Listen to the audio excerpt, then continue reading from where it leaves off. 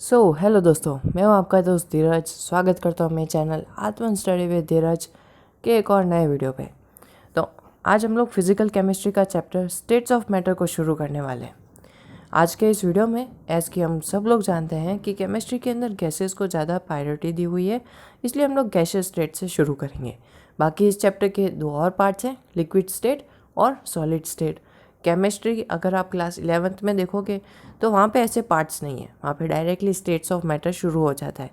But ये जो notes हैं ये आईआईटी मेंस और एडवांस बेस्ड है, इसलिए थोड़े से 11th और 12th एनसीईआरटी से थोड़े से एडवांस हो सकते हैं।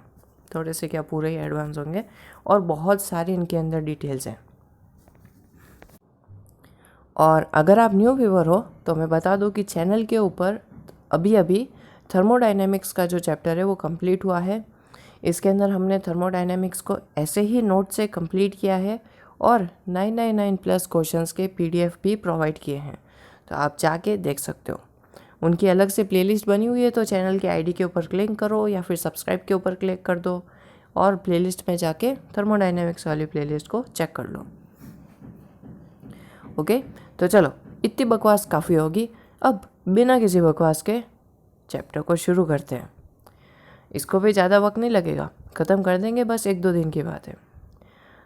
तो गैसियस स्टेट की हम लोग कुछ फिजिकल प्रॉपर्टीज़ को देख लेते हैं। जितनी ज़्यादा थ्योरी स्ट्रांग होगी उतने ही अच्छे से न्यूमेरिकल सॉल्व हो जाएंगे। और ऐसा मत समझना कि नॉर्मल नोट्स है इसके अंदर सिर्फ थ्योरीज होगी, नहीं भाई, इसके अंदर न्यूमेरिकल्स को सॉल्व करने के लिए शॉर्ट ट्रिक्स भी हैं, मतलब जिससे कैलकुलेशन तो एकदम कम हो जाएगा। तो चलो सबसे पहले प्रॉपर्टीज़ के ऊपर चलते हैं। Gases are highly compressible. हाँ भाई, सही बात है। Gases exert pressure equally in all directions. Gases have much lower density than solids and liquids. The volume and shape of gases are fixed. This assume volume and shape of container. देखो, अगर container जो है वो rigid है तो हम लोग ये एज्यूम करते हैं कि उसके अंदर जो गैस भरी हुई है उसकी वॉल्यूम और शेप भी रिजिड है, फिक्स्ड है। Gases mix and complete gases mix completely in all proportions without any mechanical aid. अगर हम लोग लिक्विड और सॉलिड्स की बात करते हैं तो उनमें प्रेशर लगाना पड़ता है, फोर्स लगाना पड़ता है, तब जाके वो मिक्स होता है। पर गैसेस में ऐसा कुछ नहीं, वो अपने आप ही मिक्स हो जाती हैं। तो आज के इस वीडियो में हम लोग एक फार्मूले की तरफ जाएंगे और वो फार्मूला कुछ इस तरीके, PV is equals to nRT। इस फार्मूले को आज हम लोग देखेंगे। ये गैसियस स्टेट के अंदर बहुत इंपॉर्टेंट है और इससे रिलेटेड 4 लॉज आते हैं और उन्हीं 4 लॉज के ऊपर लगभग 50% न्यूमेरिकल्स बनते हैं।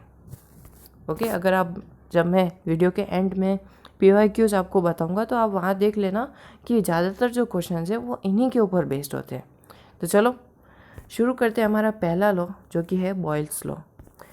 बॉयल्स लॉ हमें ये कहता है कि at constant temperature for a fixed amount of a gas pressure is inversely proportional to the volume.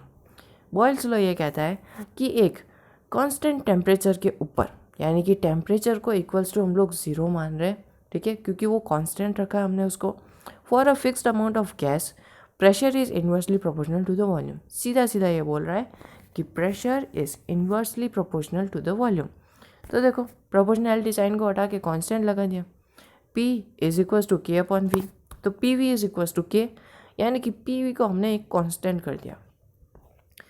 ऐसे कांस्टेंट कर लेने के बाद स्टेट 1 और स्टेट 2 न्यूमेरिकल्स के अंदर हमें 2 स्टेट्स दी हुई होंगी, रिएक्शन से पहले और रिएक्शन के बाद।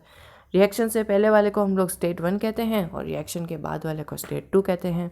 स्टेट 1 में जो प्रेशर और वॉल्यूम है वो P1 और V1 है रेस्पेक्टिवली, और स्टेट 2 के अंदर जो वॉल्यूम और प्रेशर है वो V2 और P2 है रेस्पेक्टिवली।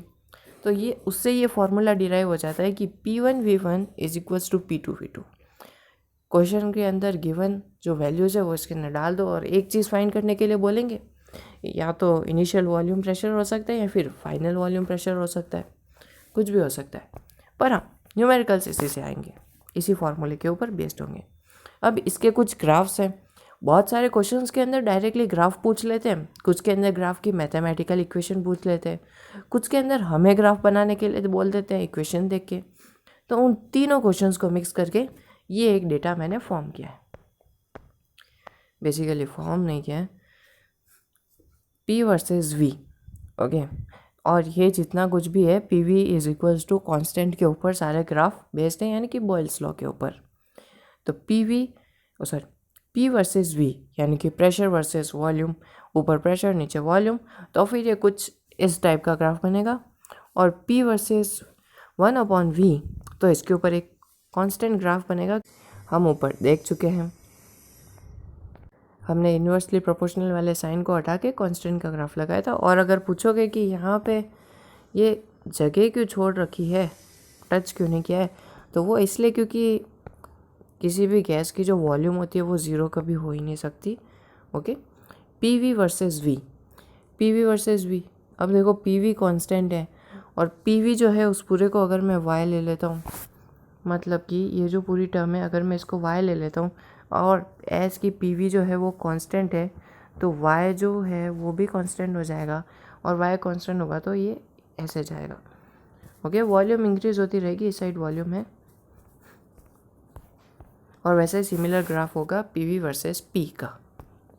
अब यहाँ एक अलग ग्राफ आ जाता है जो है log 10 P versus log 10 V। तो PV is equals to K, तो log PV will be equals to log K and log P plus log V will be equals to log K। Okay, and now log P will be equals to log V plus log K। यहाँ पे log V minus हो जाता है, तो log P जो है वो हमारा y एक्सिस है, और minus log V plus log K जो है वो हमारा x एक्सिस है।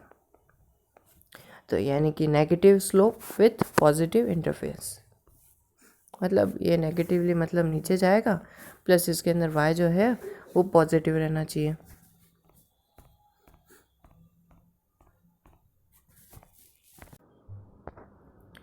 ओके, तो इसके बाद आ जाता है हमारा दूसरा लॉ जो कि है चार्ल्स लॉ। एनसीईआरटी की ये डेफिनेशन है, for each degree Celsius rise in temperature volume of a gas increases by 1/273.15 of the original volume of gas at 0 degree at constant pressure। और अगर मैं इसको थोड़ा सा एडवांस करूँ तो ये कुछ ऐसा होगा कि at constant pressure for a fixed amount of a gas volume is directly proportional to the absolute temperature। absolute temperature यानी कि temperature in Kelvin। Okay, absolute zero और एब्सोल्यूट टेम्परेचर के अंदर कंफ्यूज मत हो जाना, दोनों अलग अलग बातें हैं। तो यहाँ पे ये बोला है कि वॉल्यूम जो होती है वो directly proportional to the temperature होती है। तो वॉल्यूम प्रोपोर्शनैलिटी साइन को हटा के हम लोग K कांस्टेंट लगा दिया, तो V is equals to KT, यानी कि V/T is equals to constant. और इससे ही हमारा फॉर्मूला डिराइव हो जाता है, जिसके अंदर स्टेट 1 में हमने V1 और T1 को ले लिया, स्टेट 2 के अंदर हमने V2 और T2 को ले लिया, और उसी से ये फॉर्मूला बनता है V1/T1 is equal to V2/T2। इसके ऊपर भी कुछ क्वेश्चंस होंगे, डिस्क्रिप्शन बॉक्स में दी हुई PDF के अंदर इसके क्वेश्चंस प्रोवाइडेड है। यहाँ पे चार्ल्स लॉ के कुछ ग्राफ्स हैं, बेसिकली थोड़े बहुत चेंजेस के साथ है, बाकी उसी के जैसे हैं। ऐसा है कि इसके अंदर देख लो, ये V is equal to KT के ऊपर बेस्ड ग्राफ है। तो V versus T, temperature in Kelvin, volume versus temperature in Kelvin. तो देखो सीधी सी बात है, कांस्टेंट था तो एकदम स्ट्रेट लाइन ग्राफ होगा। डिग्री सेल्सियस में चले जाते हैं तो क्या होता है, अगर हमको केल्विन से डिग्री सेल्सियस में जाना है तो हम उसमें -273 करते हैं। तो यहाँ पे हम लोग ग्राफ को थोड़ा पीछे लेके चले जाते हैं। ओके, अगर डिग्री में पूछा हो तो, नहीं तो केल्विन का वो वाला। और फिर से वॉल्यूम वर्सेस 1/टेम्परेचर, तो इसका डाउनवर्ड कर्व ग्राफ होगा because V into 1/T is equals to constant. और यहाँ पे आ जाता है log 10 V वर्सेस log 10 T। ओके, तो इसका ग्राफ कुछ अलग होगा पिछले वाले से, इसका ग्राफ पॉजिटिव स्लोप होगा विथ द पॉजिटिव इंटरफेरेंस, यानी कि इसके अंदर सब कुछ पॉजिटिव रहेगा। ओके, ग्राफ्स बेसिकली आ जाते हैं, डायरेक्ट क्वेश्चंस आते हैं, बाकी कुछ भी नहीं। अब ये गेल और 6 लॉ, ये भी एक constant volume pressure of a fixed amount of a gas is directly proportional to the absolute temperature. ये बोलता है कि pressure is directly proportional to the temperature. जैसे इसके अंदर volume directly proportional to the temperature था, वैसे यहाँ पे pressure is directly proportional to the temperature. Okay, इससे ये फॉर्मूला डिवाइड हो जाता है, P1/T1 is equal to P2/T2। देखो, जिस भी चीज़ को मैंने बॉक्स में डाल रखा है वो बहुत ज़्यादा इंपॉर्टेंट है, ये फॉर्मूलेज बहुत ज़्यादा इंपॉर्टेंट है। मैं एक बार फिर से सारे फॉर्मूलेज आपको बता देता हूँ, अगर कहीं लिखना चाहते हो तो पॉज करके लिख लो। P1V1 is equal to P2V2, ये है बॉयल्स लॉ के। फिर उसके बाद चार्ल्स लॉ, इसमें V1/T1 is equal to V2/T2। अब इसके अंदर ग्रे-लॉसिक्स लॉ के अंदर P1/T1 is equal to P2/T2।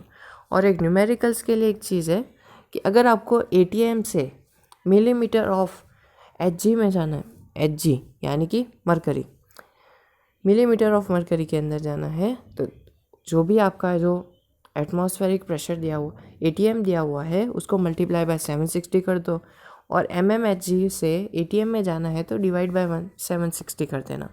Okay, important है। हमारा चौथा और आखिरी लॉ आता है एवोगाड्रोस लॉ।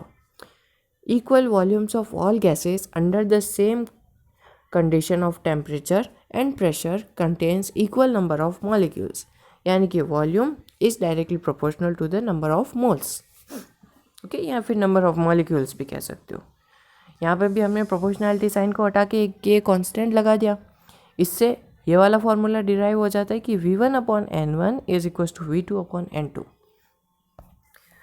तो ये गाय-लॉसिक्स लॉ और एवोगाड्रो लॉ, इनके जो ग्राफ्स हैं वो चार्ल्स लॉ के हिसाब से ही हैं, मतलब चार्ल्स लॉ से एकदम एग्जैक्टली सेम टू सेम है, तो इनके ग्राफ बताने की कोई ज़रूरत नहीं है। अब हमारे तीनों laws, Avogadro law, Boyle's law and Charles law, इनसे एक इक्वेशन बनती है जो कि है आइडल गैस इक्वेशन। नाम सुना होगा शायद कहीं पे, आइडल गैस सुना होगा, इक्वेशन भी देख लो। हमारा एवोगाड्रो लॉ क्या कहता था कि ओके, यहाँ पे एक हल्की सी मिस्टेक हो गई है, यहाँ ए की जगह वी आना चाहिए था। ओके, मैं इसको सही कर लूँगा, नोट्स में मैं इसको सही कर लूँगा। तो हमारी आइडल गैस इक्वेशन 3 लॉ से बनी है, एवोगाड्रो लॉ, बॉयल्स लॉ और चार्ल्स लॉ। एवोगाड्रो लॉ में ये कहता है कि volume is directly proportional to the number of moles. Boyle's law कहता है कि pressure is inversely proportional to the volume and volume is directly proportional to the temperature. इससे हम लोग ये तो कह सकते हैं कि PV is directly proportional to NNT, यानी कि number of moles into temperature. तो चलो, यहाँ पे भी हम लोग प्रोपोर्शनैलिटी को हटा के एक कांस्टेंट लगा देते हैं जो कि है R, और R को हम लोग कहते हैं यूनिवर्सल गैस कांस्टेंट। ये वाला फॉर्मूला बहुत इंपॉर्टेंट है, इसके ऊपर बहुत सारे क्वेश्चंस आते हैं, बहुत सारे गैसियस स्टेट्स के अगर क्वेश्चंस देखने जाओगे ना, 50% क्वेश्चंस इसी के ऊपर आ जाएंगे। ओके, अब R जो है वो हमारी यूनिवर्सल गैस कांस्टेंट है। R को हम लोग 3 फॉर्म्स में ले सकते हैं, joule upon mole. Joule upon mole में लोगे तो आपको वहाँ पे 25/3। मैं आपको आगे जाके कंडीशंस भी बताता हूँ। ओके, शायद कंडीशंस वाला पेज जो है वो रुक गया है, तो अभी कोई बात नहीं, मैं आपको बता देता हूँ, ये ख़त्म हो जाए दो, मैं PDF में उसको बाद में ऐड कर लूँगा। ओके, तो पहली कंडीशन के अंदर हम लोग लेते हैं 25/3 जो कि होता है joule upon mole. Okay, joule upon mole. और फिर उसके बाद सेकंड कंडीशन के अंदर हम लोग 1/12 लेते हैं जब अपन को लीटर ATM में होता है, लीटर ATM में वैल्यू चाहिए होती है। और थर्ड इक्वेशन के अंदर जब हमको कैलोरीज अपॉन मोल में होता है तो हमको 1/98 लेना पड़ता है। अब जो वाली इक्वेशन यानी कि सेकंड वाली जो इक्वेशन है लीटर ATM वाली, वो बहुत ज़्यादा इंपॉर्टेंट है, इसलिए उसको बॉक्स में डाल रखा है। और इसके अंदर ये अक्सर होता हो रहेगा कि देखो, अगर हम लोग फार्मूले के अकॉर्डिंग इसकी वैल्यू को अगर डालें, यानी कि RT के अंदर, ठीक है, एक बार के लिए RT के अंदर डालते हैं तो R की वैल्यू 1/12 होगी, 1/12 होगी, है ना। और जो टेम्परेचर होता है वो मोस्ट ऑफ क्वेश्चंस के अंदर 273 केल्विन दिया रहता है, तो ये हमेशा ऐसा ही रहेगा 273 केल्विन। तो चलो हम लोग इस हमेशा वाली प्रॉब्लम को हटा देते हैं और इसकी जगह एक सिंपल सी चीज़ लिख देते हैं 22.7। ओके, क्वेश्चन के हिसाब से इसको चेंज कर सकते हो, 22.4 भी ले सकते हो, जो भी क्वेश्चन के अकॉर्डिंग आपको लगे। न्यूमेरिकल्स के अंदर थोड़ा सा लेफ्ट राइट चलता है। ओके, तो जहाँ पे भी आर टी के अंदर टेम्परेचर जो है वो 273 केल्विन दिया हुआ है और आर की वैल्यू लीटर एटीएम में चाहिए, तो वहाँ पे आर टी को हटा के सीधा 22.7 लिख देना। ओके, अब चलते हैं हम लोग कंडीशंस के ऊपर, वहाँ असली मज़ा आएगा। तो ओके, इसकी क्वालिटी थोड़ी सी ख़राब होगी इमेज की, पर बिल्कुल टेंशन मत लो, मैं नोट्स के अंदर इसको सही कर दूँगा। तो कुछ डिफरेंट कंडीशंस होती हैं यूज्ड बाय आर। सबसे पहले के अंदर P V is equals to N R T के अंदर प्रेशर जो है वो ATM में होता है, वॉल्यूम लीटर के अंदर होती है, तो वहाँ पे आपको आर जो है वो 1/12 लेना है और टेम्परेचर केल्विन 55 से वो केल्विन में चाहिए, सॉरी। और दूसरी कंडीशन के अंदर जो प्रेशर है वो PA यानी कि पैस्कल के अंदर दिया हुआ है, वॉल्यूम जो है वो मीटर क्यूब के अंदर दी हुई है, तो आर यानी कि यूनिवर्सल कांस्टेंट ऑफ गैस को 25/3 लेना है और टेम्परेचर ऑब्वियसली केल्विन में रहता है। ओके, तो इसके बाद गैसियस स्टेट के ऊपर दूसरा टॉपिक के ऊपर वीडियो आएगा पार्ट 2 करके, जिसके अंदर हम लोग टाइप्स ऑफ कंटेनर्स और भी बहुत सारी चीज़ें देखेंगे। एज़ की ये वीडियो 16 मिनट से ऊपर चला जा रहा है। ओके, सो अगर आपने यहाँ तक देखा है तो थैंक यू फॉर वॉचिंग, और नहीं देखा तो कोई बात नहीं, क्या कह सकता हूँ मैं।